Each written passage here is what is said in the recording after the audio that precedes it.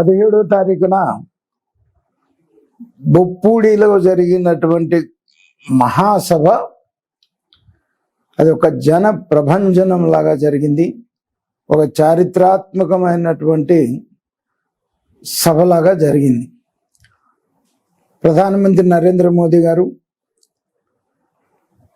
Telugu Desam party జాతీయ అధ్యక్షులు నారా చంద్రబాబు నాయుడు గారు, జనసేన అధ్యక్షుడు పవన్ కళ్యాణ్ గారు, నారా లోకేష్ గారు మరి ఆ సభలో పార్టిసిపేట్ చేయటం,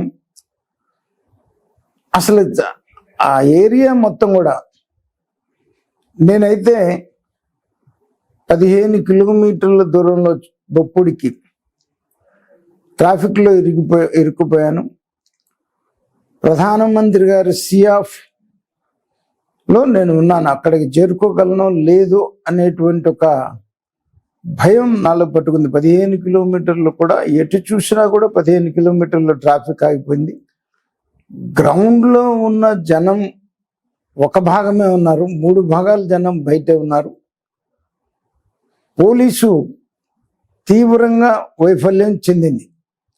మీటింగ్ ప్లేస్కి సరిగ్గా జనాన్ని చేరనీయకుండా మధ్యలోనే ఆపేసి కిలోమీటర్ల లెక్క ట్రాఫిక్ జామ్, కావాలని ట్రాఫిక్ జామ్ సృష్టించినటువంటి పరిస్థితి. మరి కొంతమంది వైసీపీ నాయకులు ఓటమి భయంతో తట్టుకోలేక పిచ్చి పిచ్చిగా మాట్లాడుతున్నటువంటి పరిస్థితి ఉంది.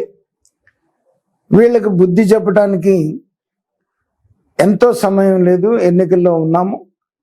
ఖచ్చితంగా ప్రజలు మీకు బుద్ధి చెప్పి ఎన్డీఏ కూటమిని అధికారంలోకి తీసుకొస్తారని చెప్పేసి నేను ఈ సందర్భంగా చెప్తా ఉన్నాను.